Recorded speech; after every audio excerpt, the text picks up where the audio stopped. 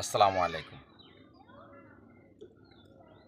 যারা কলম শিখতে চান, আশা করি আমার ভিডিওটা আপনারা যদি না টেনে আগায় গোড়ায় সম্পূর্ণ ভিডিওটা দেখেন, তাহলে ইনশাল্লাহ শখের বিষয় আপনারাও আপনাদের পছন্দের কোনো আম যদি কোথাও দেখেন, তো হ্যানতেনে এই একটা সায়ন আইনা আপনারা গাছে কলম করতে পারবেন শুধু এই ভিডিওটা দেখার মাধ্যমে।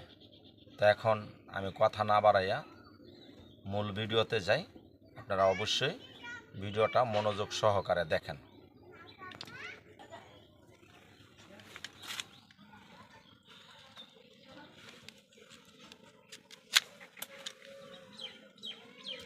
চেষ্টা করবেন আপনারা 1 থেকে 1.5 ইঞ্চি লম্বা করে এই কাটতে, তাহলে জোড়াটা ভালো করে লাগবে।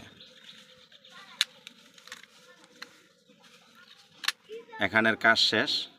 আর সবসময় চেষ্টা করবেন এই জায়গায় যতটুক কাটা আছে ঠিক ততটুক পরিমাণ এটাতেও খালি হালকা করে ছালটা কাটটা নিয়ে আসবেন।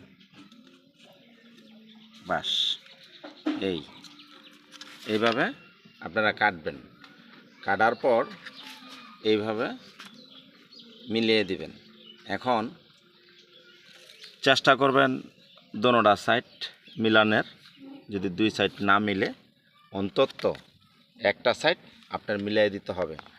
আর এই ভিডিওটা যেহেতু আমি ক্লিপ কলম করতেছি, সাইড কলম, এই যে এনে তো অল্প কাটছি, এনে অল্প কাটার ক্ষেত্রে এটার মাধ্যমে এনতেন এই যে এতটুক কেটে দিবেন।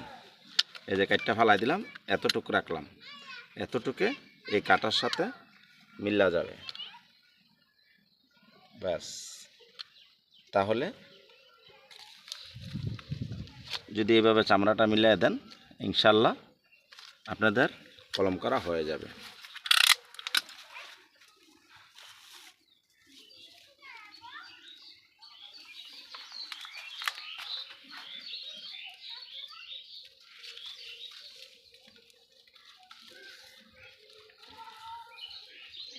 এই জোড়াটার মধ্যে আইসা পলিডাইটনি এই যে এতটুকু বাড়তি রেখে এভাবে চাপ দিবেন। এই যে এই জায়গায় এসে মিল্লা যাইব। আবার এই জায়গায় আরেকটা ডাবল পেঁচ দিবেন, আবার চাপ দিবেন, এই যে মিল্লা যাইব। তখন এই গোড়াতে একটা পেঁচ দিয়া উপরে উঠতে আইসা পড়বেন। এই ক্ষেত্রে হবে কি, বৃষ্টি নামলে বৃষ্টির পানি এটার ভিতরে ঢুকতে পারবে না।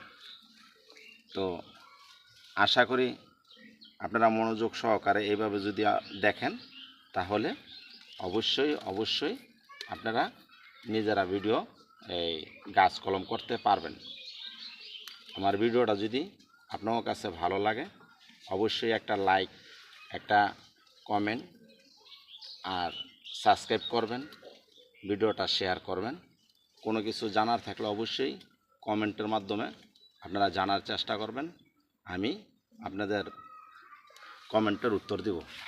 এখন এই জায়গায় অবশ্যই একটা আগের ভিডিওতে দেখাইছি, একটা ক্যাপ পরাই দিতে হবে। তাহলে কি এই সায়নটা শুকাবে না। তাহলে 10 থেকে 15 দিনের মধ্যে এই নতুন ডেমিগুলি বের হবে।